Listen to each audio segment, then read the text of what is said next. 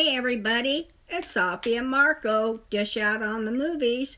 Today we're doing episode 3 of The White House Plumbers, an HBO show. Safi, That's what is the problem. which president would you be a plumber for? Okay, I do not want to go to jail. I am not a spy, so I guess I would go for Kennedy, but I don't think Kennedy would have done that. But you never know with this political stuff how far people will go. What if he wants you to spy on one of his mistresses? Like, find out if she's being faithful to him. I doubt it. Why not? That just doesn't sound like him. Really? Just because he's Kennedy? I don't think he'd care less. He probably has everybody he has in his back pocket, and he didn't have to worry about it. And I'm just not that way. What about you, Marco? What would you do? I already told you. Tell me again. I guess definitively, I had 3 choices, which were Andrew Jackson, Eisenhower, and FDR. No, I just don't think any one of those would want that. I wouldn't want to... Or you or anybody else. I wouldn't want to be involved with, World War II with having to spy on potential Nazis, because that would be really, really dangerous. Yeah. So not FDR. And then I wouldn't want to be involved with stuff with Eisenhower's, just not with him personally, but with the time period, the issues. And so I guess it would be Andrew Jackson, because he needed a lot of help. He had all these people try to kill him, and he killed them, actually. He said, "Fuck you." And I would have been happy to help him spy on the banks and destroy the banks. Well, I think with him. The thing, I can't even know, I don't even know what you're talking about. But the thing is, I think nowadays it's kind of easier, I'll put that in quotes, to be a spy, because you can do cyber spying that you didn't have in any of those cases that you're talking about. And so I wouldn't mind doing that now. How do you know that Andrew Jackson wasn't on the interweb? Yeah, right. And in your dreams. Safi. Oh, so let's continue with the episode. Now we have remember when we left off the last episode, they had these different plans, and they were all labeled with gemstones. And each one was different, and each one had different title. And Mitchell, the Attorney General for the United States, who was really a jerk and lovely person who went to prison. I think he beat up on his wife, Martha. Anyway, he approved a plan for them to bug and take pictures of documents in the Democratic National Headquarters in the Watergate building down the street from the White House. So,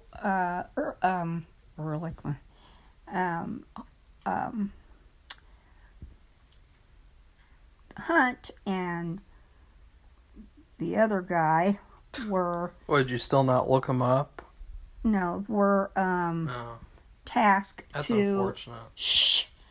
Tasked to doing this, and of course they had their little Cuban team, who I believe was used, Gordon Liddy, and Hunt, and they had their little team of Cuban migrants, or they were a mixture of a lot of different things, and who I think might have been in the Bay of Pigs. And if that should tell you something, because the Bay of Pigs was a failure, and they were all mad at Kennedy for doing it, and I don't think it was all Kennedy's fault, because these people were so like morons, and they just were stupid. And if that's what the rest of the people they had do the Bay of Pigs, no wonder it failed. It wasn't just all Kennedy. It was the people involved. So anyway, they embark on this task, and that was the whole episode was about how many times did it take to get into the Democratic National Headquarters at the Watergate, how they did each time, because it took them multiple times, and then the last time they got caught. Okay, Marco? And then your stomach was just like, oh. Yeah. My stomach is making a comment about it. What did that mean, Safi? I don't know. Did that mean good episode? I thought it was very smooth, the episode. And it was a smooth episode, but it was a good episode too. I thought the actors did an excellent job. And which one? The one that you didn't look up again? No, I didn't look him up, but he was Why? Gordon Liddy, the guy who played Gordon Liddy. I did look up them as the people they played to see who went to prison and for how long. And don't spoil that now. Okay, well, let's say at the end what I found. It was interesting. Yeah, you can save that for the last episode. And so okay, I did look that up though. I thought this was a really good episode. You know, last week when Safi was saying that episode was really good, it's like this episode was really good. In terms of, like, this was actually much better than the first episode. And it is basically just them breaking into the center over and over and over again. But what's interesting is that on one hand, you have Gordon, and he doesn't care. He'll do it over and over again. It's like his life's mission, and he doesn't care. But then on the other hand, you have Howard, and every single time he's just not wanting to do it more and more. And he's wringing his hands and fretting. And it's kind of interesting, like, how the whole episode, he's like, no, maybe I shouldn't do that, or no, I don't want to do that, and then he goes and does it anyway. But he says, too, this just doesn't feel right. Because they did this several times, and like near the last, he said, this just doesn't feel right. He didn't say it at the beginning. And it's like, yeah, and it's like it was kind of like watching him go through like some sort of a character transition, but I don't know if it's for sure, because I don't know how he acts after this. Like, does he fold immediately? Does he pretend like he didn't do it? Like, I don't know what happens. So it kind of seemed like, though, like he was really in the loop the first two episodes, and now he's just slowly getting out of the loop that they're in. Like this weirdo, like, oh, it's totally normal to help like a presidential candidate win an election by breaking into the opponent's headquarters and then spying on their information. Like that's totally normal stuff to do in a regular society. So, and I wish I could remember what they were like back then, but I think they put the quash on them, and they did not really show them a lot. I could be wrong, and if anybody remembers, because it was a transition time for me, and meaning I was going to college, and I just was out of it. I was mainly focusing on that. But my parents, who are both dead now, they were really into every little detail. And the only ones I remember are, and I don't even know if they hardly even mention them, Haldeman and Ehrlichman are White House aides. Okay, so anyways, Safi, you're gonna say that every episode, like, yeah. Because I try to think every episode. Did I ever see those guys? Well, the funny thing is the fact that I really think that, too, that it's weird because they had this one moment where they were talking about the JFK assassination, yeah. And they totally hinted that E. Howard Hunt had something to do with it, which he did. And It's funny though, because that same character you're wanting us to go on this emotional arc with, where he doesn't want to do it, and it's like, wait a second, he helped kill a sitting president, like he was one of the people involved with that, and so, and he laughed about it. yeah, First he was like, "Oh no, I was with my wife," and they laughed about it. yeah, that was the weird part, was that it was like, what do you want us to think? Like, who do you want us to side with? Do you want us to be on his side, or do you want us to just acknowledge that maybe he felt a little bit differently at a certain point? Like, I don't know. It's weird. Like, do you want us to like his character or not? No, that's really a good point. What do they want from doing this part of history? And what it says at the beginning of the whole series, it says how a group of how the White House plumbers, trying to do a good thing for Nixon, ended up bringing him down. But Safi, that's a summary written for the show by people at Hulu. That's not like people who made it telling you what to think about the show. I don't know. Well, see, Woody Harrelson is one of the producers. So I would really like, when you have somebody like that who has really a big part in it, is he wanting you to focus a lot more on him, or does he want you to look at everybody, or especially him and Liddy? What does he want? They definitely don't want you to sympathize with Gordon very much. Because especially in this episode, he probably comes off the worst out of the first three. Because, first there's this hilarious sequence where he has to shoot this light out, and he has to shoot it like 20 times to shoot it out. He's like, pew! It was pew, real light in the alley, pew. And they wanted to do whatever they were doing, but secretly, and they felt like it was so light that they couldn't do anything secretly. So he says, I'll take care of it. And it took him 10 years to get it blown out. And it's like, this is the exact opposite of like every movie or show where somebody goes somewhere and they're like, oh, there's a light. Boom! And they shoot it out in one shot. But he's just like, pew! Pew! And he just can't get it out. And that's what it sounded like, too. Yeah. It sounded like that.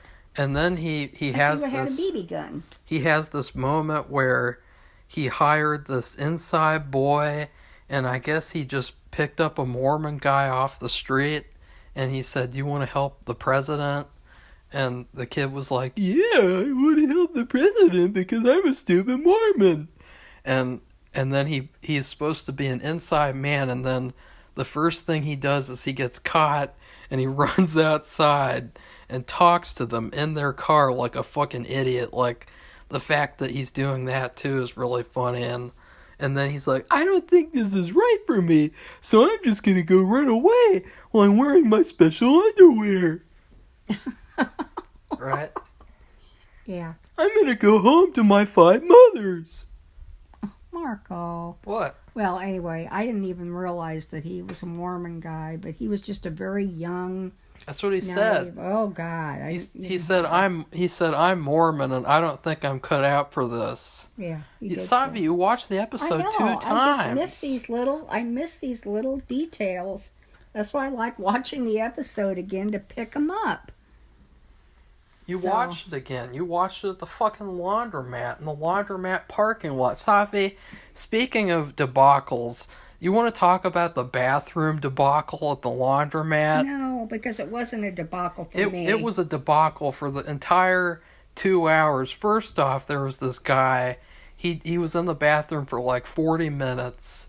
And then... I wondered, whenever this happens, because it has happened with me, I think somebody's shooting up in the bathroom. No. I think the worst. No. So. You looked like some crappy... like, just middle-aged guy with, like, probably, like, I don't know. And then this black woman came, and she wanted to use the bathroom, and she couldn't get in there.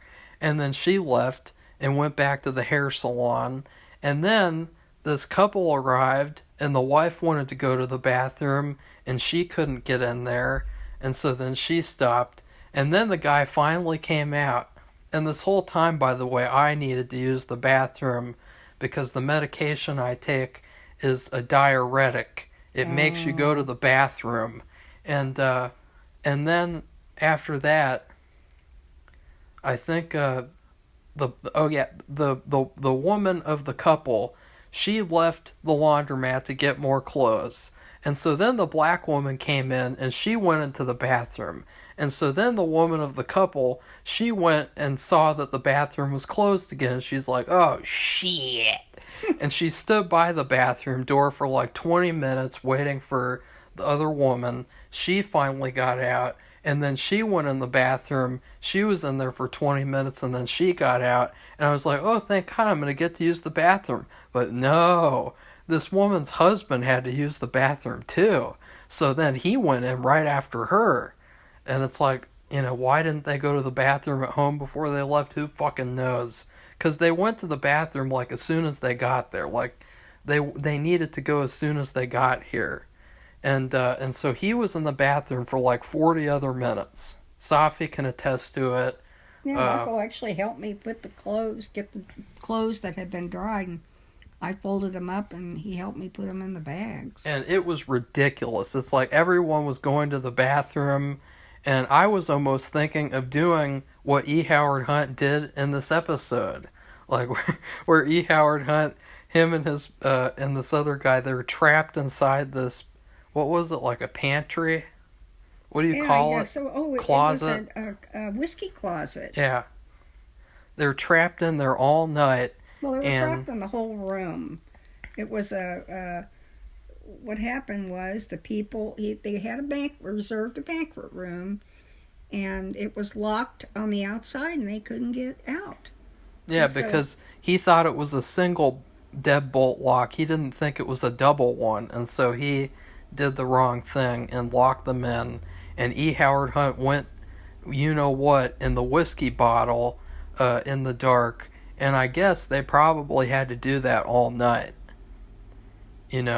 Yeah, because they've been drinking and eating. Yeah. And so that was pretty bad, and I was like, this is a situation that's very akin to the situation in this episode. And so I'm just standing there with Safi.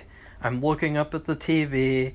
You got Jerry O'Connell, and he's doing some weirdo thing with toothpaste where him and everyone else on this talk show are like pounding on a tube of toothpaste, and they're playing a game where if they get into a certain place, they get a treat. They get like a donut or a cupcake or a cake, and it's like, what the fuck is this daytime television? I know, that's why I never watch it. Middle-aged wives with midlife crises. Like, what the hell is this? Like, what is Jerry O'Connell doing on this show? He's working. Like, his job. He was on Kangaroo Jack. That was bad enough. Now he's on this.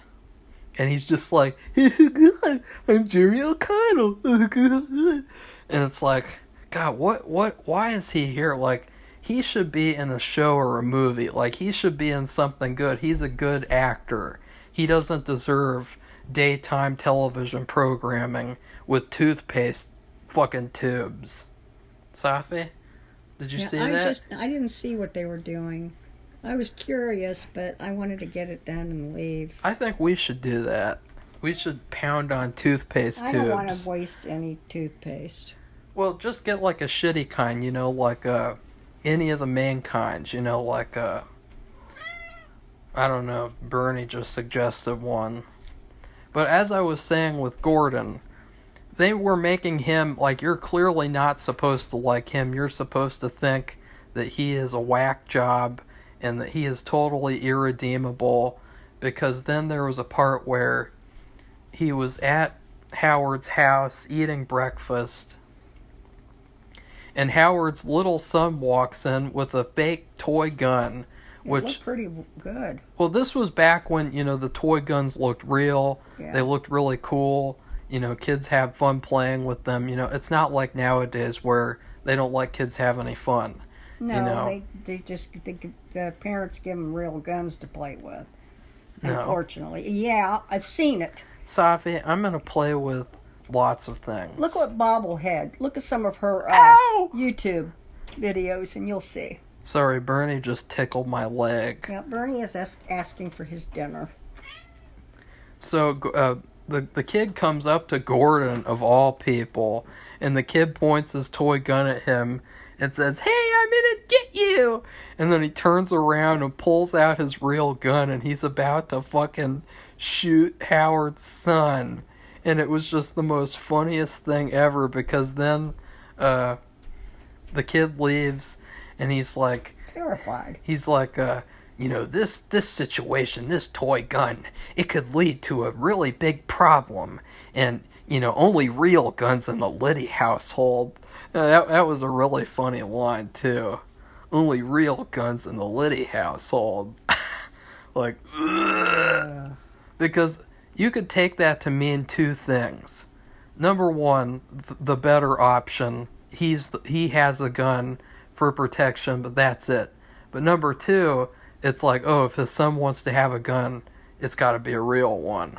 And it's got to be, for protection, locked up in some little queer case, like nowadays they have all sorts of these queer-themed cases, like, they have Hello Kitty cases and shit, and it looks so gay, and so, like, feminine, it looks really weird, and, those are the two options, though. Like, is he talking about only him, or his whole family, like, if my 10-year-old son wants a gun, it better be a real one.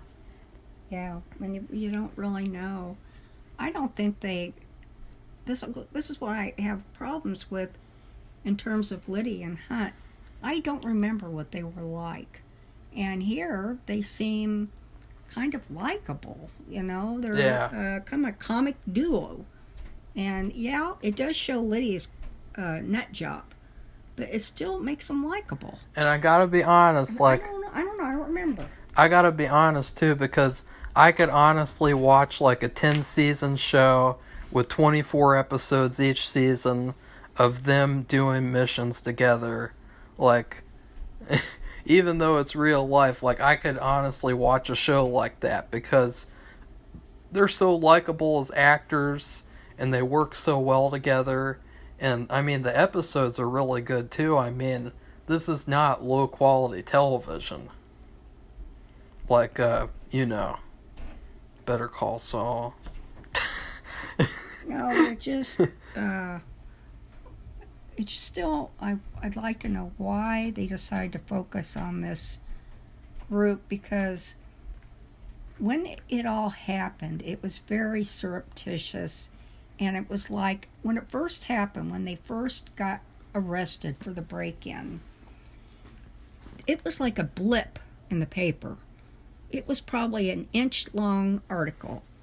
It wasn't any big thing. And you see this in the movie All the President's Men. It's just a little blip in the paper. And then slowly, it expands out until it's a mass scandal. Yeah, even if you didn't want to watch the rest of the show, you could actually use these first 3 episodes as a prequel to All the President's Men. Because, like, the movie starts off, like, at the end. Like, at the end where they get caught at the break-in and they get locked up in jail. That's how the movie starts off. And so, you could actually put these two things together in a way, which is kind of fun. And then, of course, the main big thing that Gordon does that's trash is something that, is their downfall. Safi, should we get to that now, or should we wait and discuss all the other stuff, too? Yeah. Go ahead. Well, they were there. They had done this. Now, this is one thing I didn't even know, that they had tried multiple times to get into the Democratic National Headquarters. And that is a true thing. They really did take that many times. And, in fact, I think what happened was, at least the way they made it sound, because I haven't read it, because I've been reading about it, trying to anyway, they wanted certain things at the beginning, and then they changed their mind about what they wanted them to do and to get. And I don't know why I brought that up, but well, Gordon and Howard Hunt, they are debating whether or not to break in again in the hotel room with all the other thugs, and they decide to do it because there's a vote. And Howard does not want to do it. No, he's decided it's not a good. He doesn't have a good feeling about it. And they're in this hotel room, and Howard is wearing these, as Gordon says. What does he say? Say it. I don't know. He's wearing very. He's wearing glossy, saucy pants. And they're silver. He's wearing these. This is the 70s, so they're like disco pants. They're silvery. They're something that you wear to the disco. It's like something you wear at a teenage prom or something. Like, it's not something that you wear to a break-in, to be fair. But Gordon points that out, and he humiliates him and says, you have to change your pants because I don't want these glossy, saucy pants getting us into trouble. And they're not involved in the break-in. No. They're not there in the manual part of doing it. They're kind of directing it from behind the scenes. Oh, God. He's tickling me again. But they're there. They're just not at the scene. And this is very important, too, because this has something to do with their... That's what I'm getting to. So, okay, go ahead. He changes pants with one of the thugs. And, ow! And it's really funny because then when the thugs get caught, inevitably they search them and they find in the guy's glossy, saucy pants pockets the money that Howard was going to give to the country club to pay his dues. And it said from H.H. Lakewood Country Club. And so it was a dead giveaway that that was from Howard, and it was all going to lead back to him and Gordon. And all because Gordon told him to change his pants. Yeah. And that's very important. I mean, that's a little thing. But sometimes the little things can trip you up. But I think that eventually they would have gotten tied in there. But everything they could get to tie them to the president eventually, and the whole big chain of people, that helped. So it's pretty sad because it's like the whole episode, Howard was trying to do the right thing, it seemed, with his family. They were going on a vacation to Paris, and he really wanted to go, and he was even being like, I'll get off of this mission and come with you guys instead, or I can meet you there or something. And then he's going to pay the dues to the country club after not paying them for like 1,000,000 years. And then Gordon has to tell him to change his pants. Yeah. And it's like, so that was kind of interesting. And I don't know either if they were wanting to show Gordon as ruthless and dark and mean, because he doesn't come off like that at all. Not at all. And Hunt may have been involved in the assassination of a sitting president. He wasn't really dark and ruthless. He was they were just like what they were doing, dirty tricksters. Yeah, well, like remember, little gremlins. Remember, Safi, who was he at the JFK assassination? Remember?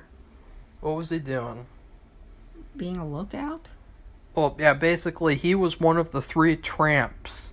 There's the famous picture of the 3 tramps that were arrested for loitering, I guess, at the plaza, and he was one of the 3 tramps, and he was dressed in like disguise. He looked like himself, but like in a hobo like kind of costume, and along with 2 other spies. And so they were, it's not like he was the one pulling one of the triggers. It's not like he was behind the grassy knoll pulling one of the triggers or in one of the other buildings. Like, no, he was just doing spying stuff. And they also had another moment too where some people from the CIA interacted with him. Well, they didn't seem to like them. They didn't like him. They thought he's a piece of crap, and it kind of looked. It was kind of like, oh, isn't this kind of sad? He wants to be he wants them to approve of him, and he wants them to like him, even though they're a part of like one of the most evil organizations on the planet. Back then, yeah, they were. Nope, still. No. Yeah. No, because they can't do what they used to do. That's against the law. That doesn't matter, Marco. Safi. No. That doesn't matter Marco. to them. Anyway, they were really big on overthrowing governments all throughout Latin America. And so they really, it's like they desperately wanted, their approval. And they weren't getting it because you could just tell they looked down their noses at them. They came into this place and they were talking about going to this certain club or something, and they said, oh, only members can be here or whatever. Real shitty. They said something about they play a certain golf tournament and it's only for members, and so they can't come and play with them or something. Like, that's a really big disaster. Like, oh, boo-hoo, you don't get to play golf with some evil pieces of shit in the CIA. Like, oh, wah. Like, that would be like, oh no, Kim Jong-un won't let me eat spicy noodles with him. Like, oh no, I'm really sad. Right, Safi? It was interesting because it's like these are little nuances of things that you don't expect. Yeah. And you've got to wonder, what was the deal? I want more of this. I don't want more of Better Call Saul. I want more of this.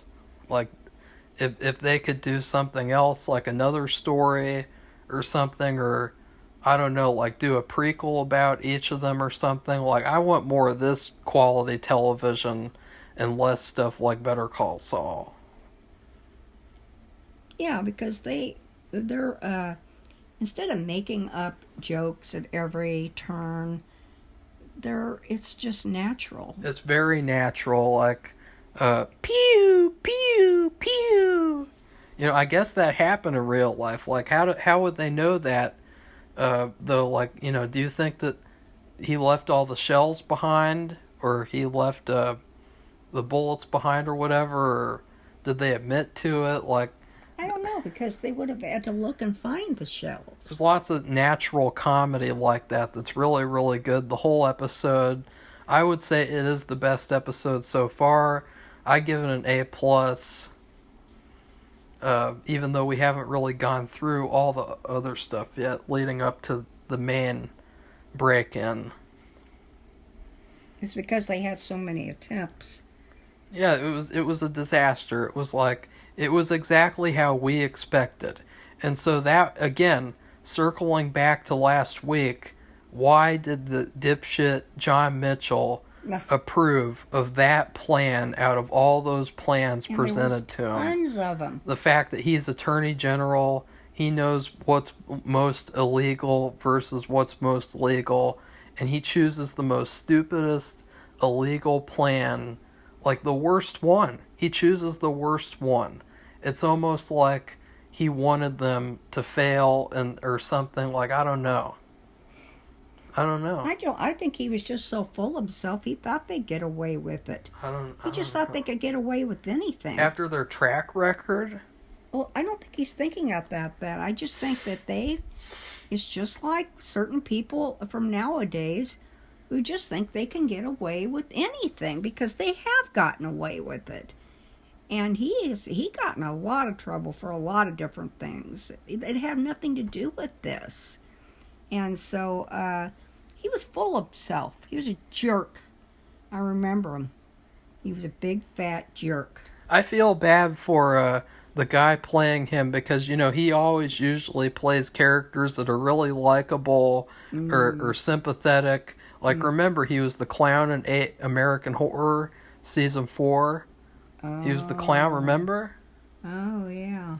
And then he was in The Founder, and he played one of the two brothers of the the better McDonald's, the original McDonald's, and he was very sympathetic in that. And so it's kind of sad he's playing like this horrible character. It's like I don't think he's played that before, really. Oh, and then of course he's in the birthday episode of Monk, season 8. Oh, really? Yeah, he's the guy. He was the killer. Remember? Oh, yeah. Yeah, well, he was a lot different looking. Just realized that? No. He looks the same. Huh. Wow. No, God.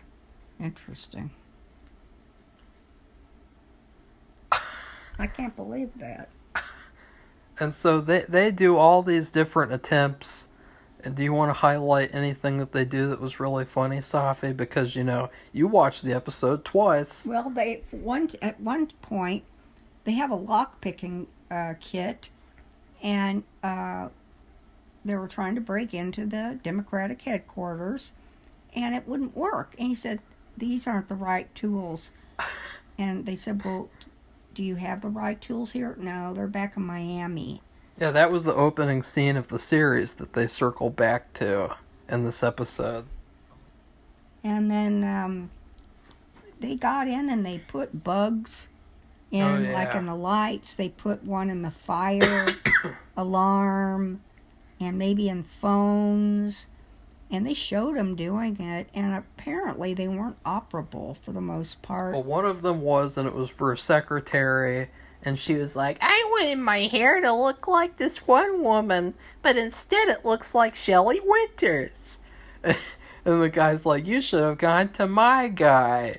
And she's like, I know. And it's like so funny that that's the conversation that they capture. Like, it's just such a total failure. Yeah, and that's why I said that their objectives had changed from the beginning, because at the end point they decided they wanted something out of a particular drawer. And it was all because Nixon himself wanted them to get it. Yeah. And that was like the dark turn. It was the head of the Democratic Party. They wanted his stuff that was in his lower left drawer or whatever. Why they would know it was the lower left drawer that whatever was in there, I have no idea. And there was another attempt where John McCord was caught in the hallway by 2 security guards. And he's another CIA. He was just talking to them like it was a casual thing and trying to quote-unquote keep them distracted. And he told them all this incriminating stuff. I'm here doing work for the committee to re-elect Nixon. And like, what an idiot. Yeah. Well, that's why he's a failure. Well, they're all failures, except I would say at least E. Howard Hunt, or whatever, at least he had Mission Impossible made after him, and then, that's somewhat of an accomplishment in comparison to the other parties of the series. Yeah. And the thing is, McCord was, he was an aide to Mitchell. And one of the cops he ran into, guards of the building, knew that. So, that he used to do that. He thought he was still doing it. That's why he wondered what he was doing there. So. I really hope that they show after all the Watergate nonsense ends. Like, what does E. Howard Hunt think of them making Mission Impossible? What's his family life like afterwards? What's Gordon's life like afterwards?